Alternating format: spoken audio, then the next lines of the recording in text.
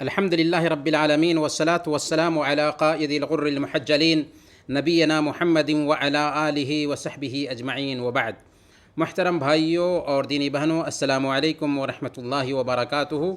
کتاب التوحید کے اس کلاس میں آپ سب کا استقبال ہے، اور آج ہم باب نمبر 59 پڑھنے والے ہیں۔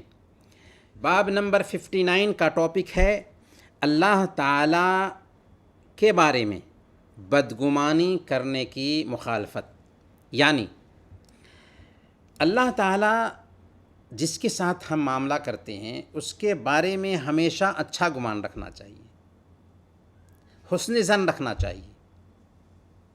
اگر اللہ تعالیٰ نے اچھا کیا ہے تو وہ بھی ہمارے ہی بھلائی کے لیے ہے، اور اگر اللہ تعالیٰ نے برا کیا ہے تو وہ بھی ہماری بھلائی کے لیے ہی ہے، یعنی خوشی ملی ہماری بھلائی کے لیے، غم لاحق ہوا ہماری بھلائی کے لیے۔ اس لیے ہمیشہ اللہ کے بارے میں ایک مومن کو اچھا گمان رکھنا چاہیے، اور یا ایک آدمی اللہ کے بارے میں اگر اچھا گمان رکھتا ہے تو اس کے ساتھ اچھا ہوتا ہے، اور برا گمان رکھتا ہے تو اس کے ساتھ برا ہوتا ہے۔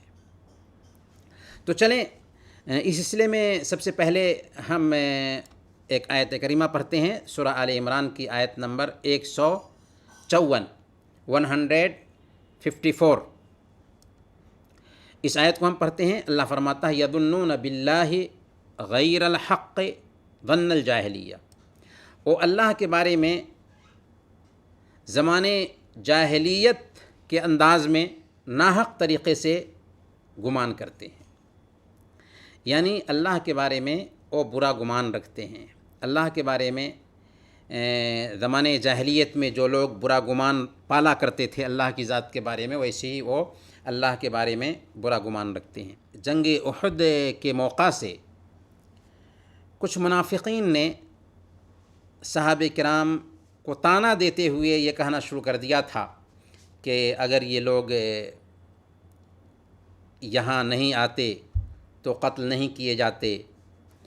چونکہ جنگ احد میں ہوا یہ تھا کہ مسلمانوں کی ہلکی سی غلطی کی وجہ سے 50 تیر اندازوں کو ایک جگہ پر طے کیا تھا اللہ کے نبی صلی اللہ علیہ وسلم نے، اور کہا تھا کہ چاہے ہم جنگ جیتیں چاہے جنگ ہاریں، ہر حالت میں تمہیں اسی جگہ پر ڈٹے رہنا ہے۔ لیکن صحابہ نے دیکھا کہ ہم تو بازی لے گئے، جنگ جیت چکے ہیں، تو ان 50 صحابہ نے اپنی جگہ کو چھوڑ دی۔ یہاں پر اللہ کے نبی صلی اللہ علیہ وسلم کی ہلکی سی نافرمانی ہو رہی تھی، حالانکہ انہوں نے جان بوجھ کر نافرمانی نہیں کی تھی، لیکن ہلکی سی نافرمانی ہو رہی تھی جس کی وجہ سے اللہ تعالیٰ نے جیتی ہوئی جنگ کو پلٹ دیا، اور صحابہ کو یہ سبق دیا کہ دیکھو اپنے نبی کی مخالفت کرو گے تو تمہیں اس کا نتیجہ بھگتنا پڑے گا۔ تو جنگ احد کے سندرب میں یہ آیت کریمہ اتری کہ اس موقع سے کچھ منافقین نے، جو ظاہر میں تو مسلمانوں کے ساتھ تھے لیکن ان کا دل مسلمانوں کے ساتھ نہیں تھا، انہوں نے کیا کہنا شروع کر دیا؟ اللہ کے بارے میں برا گمان رکھنا شروع کر دیا کہ اگر اللہ تعالیٰ ان کا ساتھ دینے والا ہوتا تو ان کو جنگ میں ہار کا منہ نہ دیکھنا پڑتا۔ تو اسی سندرب میں اللہ تعالیٰ نے یہ آیت کریمہ اتاری، یظنون باللہ غیر الحق ظن الجاہلیہ، کہ وہ ایام جاہلیت کے جیسے اللہ رب العالمین کے بارے میں برا گمان پالتے ہیں، کہتے ہیں یقولون هل لنا من الامر من شیء، کہ اس میں ہمیں تو کوئی اختیار نہیں ہے، اگر ہمیں کچھ اختیار ہوتا تو ہم کچھ کر سکتے تھے، لیکن اس میں تو محمد صلی اللہ علیہ وسلم اور ان کے ساتھیوں کا اختیار ہے، انہی لوگوں نے سب کچھ کیا ہے جس کی وجہ سے اتنے لوگ مارے گئے ہیں، ہمیں کوئی اختیار نہیں ہے۔ اللہ فرماتا ہے قل ان الامر کلہ للہ، آپ فرما دیجئے کہ ان امور کا سارا حصہ اللہ رب العالمین کے اختیار میں ہے، اللہ رب العالمین کے قبضے میں ہے۔ یخفون فی انفسہم ما لا یبدون لک، یہ منافقین اپنے دل میں کچھ باتیں چھپا کر رکھتے ہیں جنہیں آپ سے ظاہر نہیں کرتے۔ یقولون، لو کان لنا من الامر شیء ما قتلنا ہا ہونا. وہ کیا کہتے ہیں؟ وہ کہتے ہیں کہ اگر ہمارے بس میں کچھ ہوتا تو ہم یہاں مارے نہ جاتے. یعنی صحابہ کرام جو شہید ہوئے جنگ احد میں، تو یہ منافقین کیا کہتے ہیں کہ اگر ہم سے مشورہ لیا گیا ہوتا تو یہاں پر یہ لوگ شہید نہ ہوتے، یہاں پر قتل نہ کیے جاتے. قل لو کنتم فی بیوتکم لبرز الذین کتب علیہم القتل الی مضاجعہم.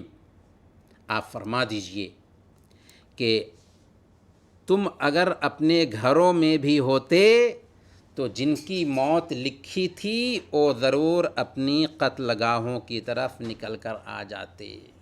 یہ ہے تقدیر.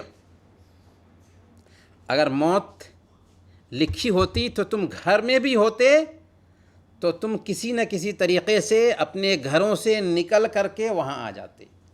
تو تم اللہ کی تقدیر پر اعتراض کرتے ہو، اللہ کے فیصلے پر اعتراض کرتے ہو. وَلِيَبْتَلِيَ اللَّهُ مَا فِي صُدُورِكُمْ وَلِيُمَحِّصَ مَا فِي قُلُوبِكُمْ. اللہ تعالیٰ اصل میں تمہاری حقیقت کو جاننا چاہ رہا تھا. اللہ تعالیٰ تمہیں چھانٹ کر کے الگ کرنا چاہ رہا تھا. اللہ تعالیٰ تمہارے سینوں کو آزمانا چاہ رہا تھا کہ اس طرح سے صحیح اور غلط میں تمیز ہو جائے، اچھے اور برے میں تمیز ہو جائے، اور تمہارے دلوں میں جو کچھ بھی ہے اس کو اللہ تعالیٰ خالص کر دے، چھانٹ دے. واللہ علیم بذات الصدور. اور اللہ تعالیٰ دلوں کا حال اچھی طرح سے جانتا ہے. دلوں کا حال کون جانتا ہے؟ اللہ جانتا ہے. اللہ جانتا ہے کہ کس کے دل میں ایمان ہے، کس کے دل میں ایمان نہیں ہے، اور کون ہے جو ایمان کا ڈھونگ رچا رہا ہے. اس کو اللہ رب العالمین اچھی طرح سے جانتا ہے. اس کے بعد اللہ تعالیٰ نے فرمایا، سورہ الفتح کی آیت ہے، الظانین باللہ ظن السوء علیہم دائرۃ السوء. جو لوگ اللہ تعالیٰ کے بارے میں برے گمان رکھتے ہیں ان پر برے حادثے واقع ہوتے ہیں. یعنی اللہ کے بارے میں انہوں نے برا گمان پالا. کیا برا گمان تھا؟ اس کو امام ابن القیم رحمۃ اللہ علیہ بیان کرتے ہیں کہ اس آیت کریمہ میں جو برا گمان پالنے کی بات کہی جاتی ہے، اس کی تفسیر یہ ہے کہ سب سے پہلے نمبر پر انہوں نے یہ سمجھا کہ اللہ تعالیٰ اپنے رسول کی مدد نہیں کرے گا، یا یہ برا گمان پالا کہ اللہ کے نبی صلی اللہ علیہ وسلم کی یہ جو دعوت ہے یہ دعوت بہت جلد مٹ جائے گی، یا یہ گمان رکھتے تھے کہ مسلمانوں کو جو مصیبت پہنچی ہے یہ اللہ کی تقدیر اور اس کی حکمت سے نہیں پہنچی. یعنی یہ کوئی تقدیر کا لکھا اکھا نہیں تھا، اللہ کی اس میں کوئی حکمت نہیں تھی. حالانکہ اللہ تعالیٰ کا ہر کام حکمت سے پر ہوتا ہے، اور جو کچھ بھی ہوتا ہے اللہ تعالیٰ نے اس کو اس بندے کی تقدیر میں پہلے لکھ دیا ہوا ہے. یا یہ ان کا گمان تھا کہ یہ جو دین ہے، دین اسلام، یہ تمام ادیان پر، تمام دینوں پر غالب نہیں آئے گا. یہ کچھ گمان تھا جو انہوں نے اللہ کے بارے میں یا صحابہ کے بارے میں یا محمد صلی اللہ علیہ وسلم کے بارے میں پال رکھا تھا. یہاں پر یہ بات سمجھ میں آتی ہے کہ آخر بدگمانی سے کون بچ سکتا ہے؟ کون انسان ہے جو اللہ رب العالمین کی ذات کے بارے میں بدگمانی سے بچ سکتا ہے؟ تو اللہ رب العالمین کی ذات کے بارے میں برا گمان رکھنے سے وہی انسان بچ سکتا ہے جسے اللہ رب العالمین کے اسماء و صفات پر یقین ہو. یعنی جب وہ یقین رکھے گا کہ اللہ تعالیٰ رحم کرنے والا ہے، اللہ تعالیٰ معاف کرنے والا ہے، اللہ تعالیٰ اپنے بندوں کے ساتھ میں اچھا معاملہ فرماتا ہے، اللہ تعالیٰ کبھی بھی اپنے بندوں کے بارے میں برا فیصلہ نہیں کرتا، تو کیا اللہ کی ذات کے بارے میں برا گمان رکھے گا؟ نہیں. دوسرے نمبر پر وہ اپنی ذات پہ بھی غور کریں، وہ کیا تھا؟ معمولی پانی کا ایک قطرہ تھا، اللہ تعالیٰ نے نہایت تنگ جگہ سے اس کو نکالا، 9 مہینہ تک خون اور گوشت میں پلتا اور بڑھتا رہا۔ ماں کے پیٹ سے نکلا تو اللہ تعالیٰ نے ہی اس کو بدھی اور گیان دیا، اس کی روزی اس کے ماں کے سینہ میں اتر کر آ گئی، اللہ رب العالمین نے ہی سب کچھ کیا۔ تو اپنی حقیقت کو اگر وہ سمجھ لے گا تو اللہ کی ذات کے بارے میں برا گمان نہیں رکھے گا کہ سب کچھ وہی کرنے والا ہے۔ تو ہمارا تو اس رب سے اچھا تعلق ہونا چاہیے، اس کا فیصلہ کبھی غلط نہیں ہو سکتا۔ اور مومن کی شان کیا ہوتی ہے؟ عجباً لامر المؤمن، مومن کا معاملہ کیا ہی اچھا ہوتا ہے۔ اگر اسے خوشی ملتی ہے تو اللہ کا شکر ادا کرتا ہے، غم لاحق ہوتا ہے تو صبر کرتا ہے۔ خوشی بھی اللہ رب العالمین کی طرف سے، غم بھی اللہ رب العالمین کی طرف سے، اس لیے ہر حالت میں وہ اللہ رب العالمین کے فیصلے سے خود کو راضی رکھتا ہے۔ اس لیے وہ یہ نہیں سوچتا کہ اللہ تعالیٰ اپنے نبی کی مدد نہیں کرے گا، وہ یہ نہیں سوچتا کہ اللہ تعالیٰ اپنے دشمنوں کو اور اپنے دوستوں کو برابر کر دے گا، وہ یہ نہیں سوچتا کہ اسلام اور کفر برابر ہو جائے گا، نہیں، بلکہ اسلام اور کفر کبھی برابر نہیں ہو سکتا۔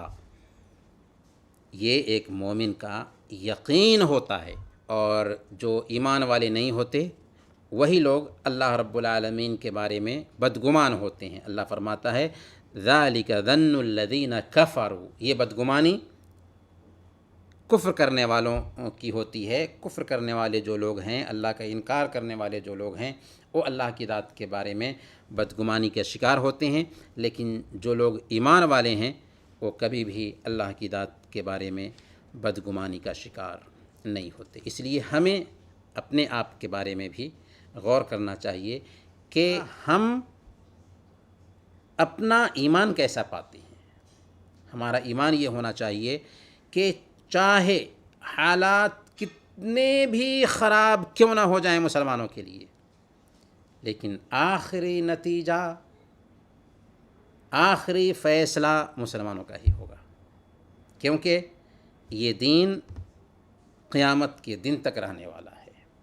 جو لوگ اس دین سے جڑے رہیں گے وہ کبھی ذلیل نہیں ہو سکتے، اور جو لوگ اس دین سے ہٹیں گے اللہ تعالیٰ ان کو ذلیل اور رسوا کر دے گا۔ تو اسلام اور کفر کبھی برابر نہیں ہو سکتا، اس لیے کبھی بھی ایک مسلمان کو اللہ کی ذات کے بارے میں بدگمانی نہیں پالنی چاہیے۔ وصلی اللہ علی نبینا محمد وعلی آلہ وصحبہ اجمعین۔